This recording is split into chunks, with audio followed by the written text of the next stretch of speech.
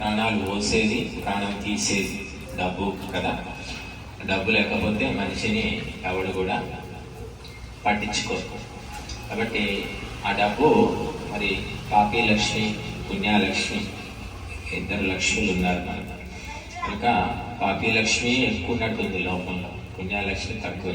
పుణ్యలక్ష్మి ఉంటేనేమో మంచి పనులు చేయాలనిపిస్తుందట, పాపి లక్ష్మి ఉంటేనేమో తాగాలి, తినాలి, తంత్రాలు ఆడాలి, అది గ్యాంబ్లింగ్ చేసుకోవాలి, బెట్టింగులు చేసుకోవాలి, ఇంకా ఏదో ఇలాంటి చెత్తవన్నీ ఆలోచనలు ఉంటాయి.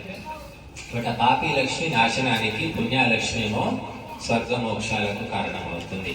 కాబట్టి మనం 100 రూపాయల పుణ్యలక్ష్మి ఉన్నా చాలు కానీ 1,00,000 రూపాయల పాపి లక్ష్మి అవసరం లేదు అనేటటువంటి భావన ఉండాలి. ఈనాడు మన సమాజంలో ఎలా ఉందంటే, ఏదైనా రోడ్డు మీద లారీకి యాక్సిడెంట్ అయిపోయింది, లారీలో ఉన్నటువంటి కూరగాయలు కానీ పండ్లు కానీ ఏమైనా చెల్లా చెదురు పడిపోతే జనమంతా ఎగబడి అన్ని మోసుకొని ఇంటికి తీసుకెళ్ళిపోతున్నారు తప్ప లారీ డ్రైవర్ బతికాడా, చచ్చాడా, వాడికి ఏమైనా వైద్యం అవసరమా ఎవరు ఆలోచించడం లేదు. ఇక పాపి లక్ష్మి, మనం కష్టపడి సంపాదించిన సొమ్మే మనకు బాకీ ఉండదు, మనం తినలేము. మనం సంపాదించి బట్టి ఎవడో తింటాడు, మన తమ్ముడో అమ్మనవాడో ఎవడో ఒకడు తింటూ ఉంటాడు. మనం మాత్రం కుక్క కాపలా కాయాలి. ఆ డబ్బుకు ఉన్న రోజుల్లో కూడా మరి బాధపడుతూ ఉంటాడు. వాడు సంపాదించేవాడేమో బాధపడతాడు, తినేవాడేమో సంతోషంగా తింటూ ఉంటాడు. చాలా కుటుంబాల్లో మనం చూస్తాం, తండ్రి ఏమో 24 గంటలు సంపాదనలో పడి నలుగుతుంటాడు, కొడుకులు భార్య అనేమో ఎంజాయ్ చేస్తూ ఉంటారు. ఎందుకంటే ఆయన టైం లేదండి, ఆయనకు రాసి పెట్టలేదు, ఆయన సంపాదించడం ఆయన పని, ఇక మేము ఇక ఈ పనన్నా చేసుకోవాలి కదా అన్నట్టు. కాబట్టి మనము అందుకోసమే పుణ్యలక్ష్మితోటి అన్ని రకాల సుఖాలు లభిస్తాయి అని చెప్పారు. ఇహలోకం కాదు, అందరికీ ఏమిటి ఈ జన్మ ఇప్పటికీ ఎలా ఉన్నాం అనేది ముఖ్యం. కానీ వేద శాస్త్రాలు ఏం చెప్తున్నారంటే ఉత్తమ జన్మలు కూడా నీకు లభిస్తాయి, పుణ్యలక్ష్మిని సద్వినియోగం చేస్తాయి. కానీ వచ్చే జన్మ ఉందో లేదో అని నమ్మడం లేదు. చాలా మంది హిందువులు ఎలా అయిపోయారంటే వాళ్ళు హిందువులు కాదు, ముస్లింలు కాదు, క్రైస్తవులు కాదు, ఎటు కానీ జనం తయారయ్యారు.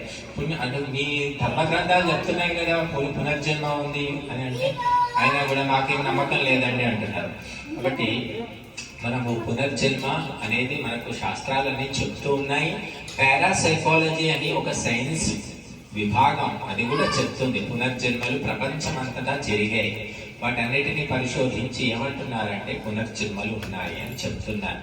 కాబట్టి మనము ఈ జన్మలో పాపాలన్నీ చేసి చచ్చిపోతే ఇంకా విముక్తి దొరికినట్టే, వాళ్ళు ఎవడు పట్టుకునేవాళ్ళు లేడని అనుకోవడానికి వీలేదు. మళ్ళీ పుట్టిన తర్వాత మళ్ళీ ఆ ఎపిసోడ్ స్టార్ట్ అవుతుంది. మళ్ళీ మన వెంట దేవుడు వెంట పడతాడు, ఏ శిక్షలు వేయాలో వేస్తూనే ఉంటాడు. కాబట్టి నీతిగా నిజాయితీగా సంపాదించుకొని మనం తినడాన్ని అభ్యాసం చేసుకోవాలి. అది పుణ్యలక్ష్మి, అప్పుడు రోగాలు ఉండవు.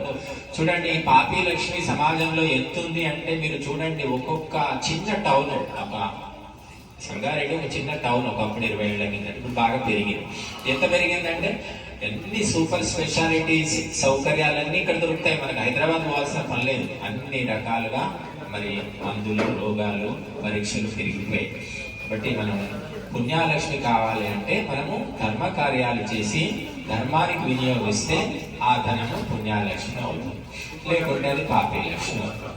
కాబట్టి ఇప్పుడు ఆ పుణ్యలక్ష్మి కోసం మనము కొన్ని విశేష మంత్రాలతో ఆవుతిస్తాము.